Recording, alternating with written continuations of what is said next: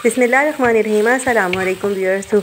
मौसम सरमा में बनने वाले यानी विंटर्स में बनने वाले खानों की मैं एक बहुत ही मज़ेदार आपको रेसिपी देने जा रही हूँ।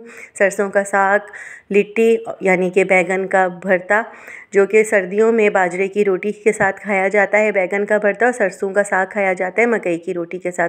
तो साथ में मैं आपको बताऊँगी कि कैसे बनती है आसानी के साथ मकई की रोटी और बाजरे की गर्मा गर्म रोटी।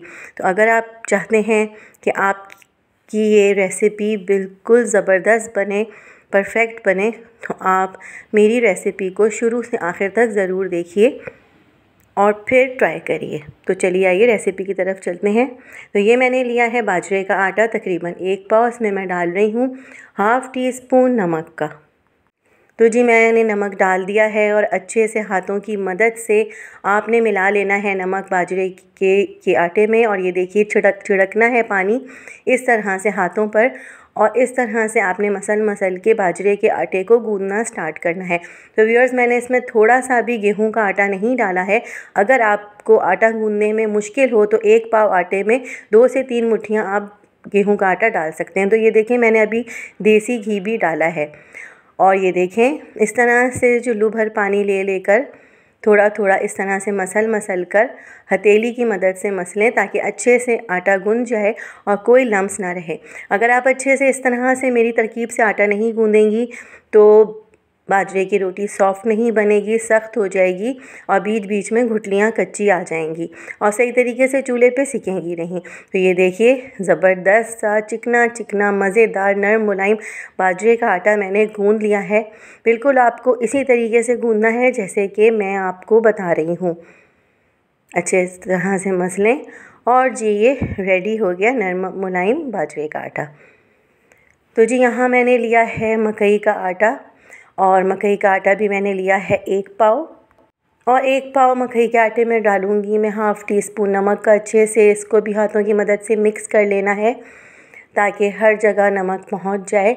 और फिर आपको हाथों पर पानी डाल के छिड़क कर इस तरह से आटे को गूंदना स्टार्ट करना है। एकदम पानी डायरेक्ट आपने नहीं डालना आटे के ऊपर, वरना आटा पतला हो जाएगा। बिल्कुल इस तरह से आप आटा गूंदें जैसे कि मैं गूंद रही हूँ, यानी कि चुल्लू भर पानी हाथ में लेके छिड़क के आपको आटे को इस तरह से मसल के हथेली की मदद से मसल के आटे को गूंदना है। तो देखें मैं किस तरह से पानी को छिड़क रही हूँ आटे के ऊपर, और आप इस तरह से मुक्की लगाएं, हथेली की मदद से मसलें। और अब मैंने डाला है देसी घी। अगर आप चाहें तो आप डालडा घी भी डाल सकते हैं, कोई भी आपके पास घी हो आप डाल सकते हैं। मैंने 1 टेबल स्पून घी का डाला है। इसमें मैंने गेहूं का आटा बिल्कुल नहीं डाला। अगर आपको गूंदने में मुश्किल हो रही है, बाइंडिंग में मुश्किल हो रही है, रोटी पकाने में, तो आप 1 पाव मकई के आटे में 2 से 3 मुट्ठी गेहूं के आटे की भी मिला सकते हैं और इस तरकीब से आप आटा गूंद सकते हैं। तो जी देखिए, दोनों आटे बिल्कुल रेडी हो गए बाजरे और मकई के। तो जी हाँ, मैंने ले ली है सब्ज़ी, यानी 2 अदद मैंने बैगन लिए हैं लिट्टी यानी बैगन के भरते के लिए। और मैंने सरसों के साग को पहले से ही उबाल के रखा हुआ था, जिसमें मैंने आधा किलो सरसों का साग और 1 पाव मैंने पालक लिया था। उसको मैंने टमाटर और हरी मिर्चें डाल के उबाल लिया था। इधर मैंने टमाटर लिया है, हरी मिर्चें, हरा धनिया और 2 बैगन लिए हैं। तो आप ये देखें, टमाटरों को और बैगनों को बिल्कुल आपने इसी स्टाइल में काटना है जैसे कि मैं काट रही हूँ। इस तरह से आपको कतले कर लेने हैं।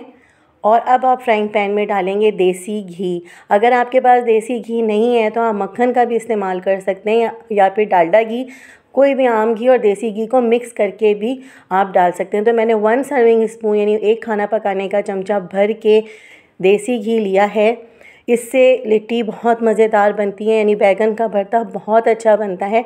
अब आपको टमाटर भी इस तरह से डाल देने हैं और दरमियानी आंच पर आपको बैगनों को और टमाटरों को इस तरह से देसी घी के अंदर फ्राई करना है, 1 सर्विंग स्पून फुल देसी घी के अंदर। तो फिर कहीं जाके जायका आएगा। तो ये देखें कितने अच्छे से फ्राई हो गए हैं, और जैसे जैसे ये फ्राई हो रहे हैं इनका पानी खुश्क हो रहा है और ये बहुत अच्छे से गल गया। मैंने डाला है 1 टीस्पून लाल मिर्च का पाउडर। आप चाहें तो आप हस्बे जायका भी लाल मिर्च का पाउडर ले सकते हैं। 1 टेबल स्पून मैंने भर के डाला है चाट का मसाला। क्यों इसलिए डाला है चाट का मसाला कि इसमें ज़ीरा, धनिया और सारी चीज़ें होती हैं। हल्दी भी मैंने 1 टीस्पून डाल दी है। नमक मैंने अभी नहीं डाला, मैं चखने के बाद नमक डालूँगी, क्योंकि आपको पता है कि चाट के मसाले में काला नमक और नमक मौजूद होता है। अगर आपको थोड़ा फीका लगे, कम नमक लगे, तो आप नमक को डाल सकते हैं। तो जी यहाँ पर मैंने चखा भरता तो मुझे थोड़ा सा नमक कम लगा, तो मैं 1 से 2 चुटकी नमक की डाल रही हूँ। अब मैंने जी ढक दिया है पैन को। थोड़ी सी देर को पैन को ढक के मैंने हटाया और इस तरह से लकड़ी की डोई की मदद से आपको खूब अच्छे से टमाटर और बैंगनों को मिक्स करके आपस में बिल्कुल इस तरह से मैश करना है और खूब अच्छे से मिक्स करना है। तो ये देखें, घी छोड़ता जा रहा है बैंगन का भरता यानी लिट्टी, और बहुत ही मज़ेदार, यकीन करें कि खुशबू आ रही है। तो जी यहाँ पर फटाफट सब बैंगन का भरता रेडी हो गया है और अब मैंने इसमें डाला है हरी मिर्च और हरा धनिया थोड़ा सा। एक बार मैं फिर मिक्स करूँगी, यानी फिर थोड़ा सा इसको मैश करूँगी भरते को। तो देखें, बहुत ही मज़ेदार सा देखें बैंगन का भरता यानी लिट्टी बनकर रेडी हो गई है। अब आप गर्मा गर्म सर्व कर सकते हैं बैंगन के भरते को। तो जी ये बैंगन का भरता सर्दियों में भी आप बना सकते हैं, वैसे तो ये गर्मियों में बनाया जाता है, लेकिन लिट्टी यानी बैंगन के भरते को आप बाजरे की गर्मा गर्म मक्खन में डूबी हुई रोटी के साथ खाएं तो बहुत ही मज़ा आएगा। चाहें तो आप इस डिश को दावतों पर भी रख सकते हैं। तो जी चलिए सरसों का साग भगाते हैं। अब मैंने 2 अदद सर्विंग स्पून्स भर भर के देसी घी के लिए हैं और 1 टेबल स्पून भर के लिया है ज़ीरे का। तो ज़ीरा मैं कड़कड़ाऊँगी, थोड़ी सी मैंने हरी मिर्चें डाली हैं, जबकि जब मैं बॉईल कर रही थी सरसों का साग तो मैं हरी मिर्चें डाल चुकी थी।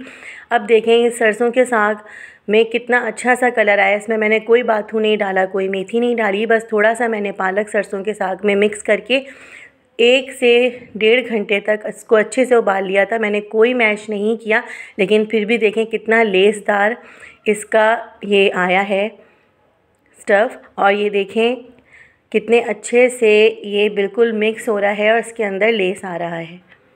तो जी सरसों का साग खूब अच्छे से फ्राई हो गया है। इधर मैंने थोड़ा सा मक्खन भी पिघला लिया है ताकि ऊपर से हम डाल सकें गर्मा गर्म सरसों के साग पर। सरसों के साग को उबालते वक्त मैंने टमाटर भी इसके अंदर शामिल किया था, हरी मिर्चें भी शामिल की थी, थोड़ा सा मैंने लहसुन भी डाला था जब मैंने उबाला था। तो अब मैं बिल्कुल सादे मक्खन से इसके ऊपर भगार लगाऊंगी, इसका बिल्कुल जायका ही अलग से उठ के आता है। तो जी अब पकाते हैं मकई की रोटी। तो यहाँ आपको पेड़ा तोड़ लेना है और अपने हाथों पर घी लगा के हाथों की मदद से इस तरह से टिकिया बना बना के फैला लेना है रोटी को। देखें बिल्कुल इस तरह से, क्योंकि हमने इसके अंदर गेहूं का आटा नहीं डाला इसलिए मैं अब इसको बेल नहीं सकती। अगर आपको प्रैक्टिस ना हो तो आप जब गेहूं का आटा इसमें मिक्स करेंगी तो रोटी आसानी के साथ बन जाएगी और पेड़ा भी बाइंडिंग की तरफ आ जाएगा जब आप गेहूं का आटा इसके अंदर डालेंगे। लेकिन मैंने गेहूं का आटा यूज़ नहीं किया, इस वजह से मुझे हाथों की मदद से रोटी को गोल गोल फैलाना पड़ा है। अब इसको आप अच्छे से सेकें खूब तेज़ तवे पर, यानी पैन पर। मैंने पैन के ऊपर डाला है, नॉन स्टिकिंग पैन पे। आप भी पैन के ऊपर जिस पर आप अंडा वगैरह तलते हैं उस पर आप मकई की रोटी बनाएं।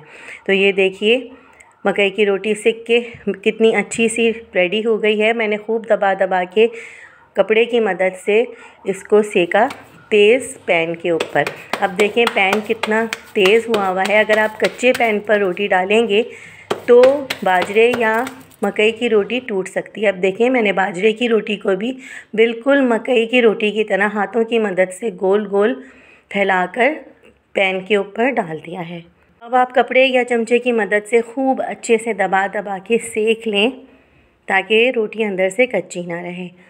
और ये देखें ज़बरदस्त सी बाजरे की रोटी भी रेडी हो गई है, उस पर भी मैंने देसी घी लगा लिया है। अब हमारा रेडी हो गया है ये ज़बरदस्त सा मेन्यू विंटर के लिए, विंटर का यानी सर्दियों में खाने वाला मज़ेदार सा ये खाना रेडी हो गया है। मैं उम्मीद करती हूँ कि आपको मेरी रेसिपीज़ अच्छी लग रही होंगी। सब्सक्राइब करना बिल्कुल ना भूलें और बेल आइकॉन को ज़रूर दबा दें ताकि मेरी हर आने वाली अच्छी सी रेसिपी आप तक पहुँच सके। तो व्यूअर्स मुझे दुआ में याद रखिएगा, अपना बहुत बहुत ख्याल रखिएगा। अल्लाह हाफ़िज़।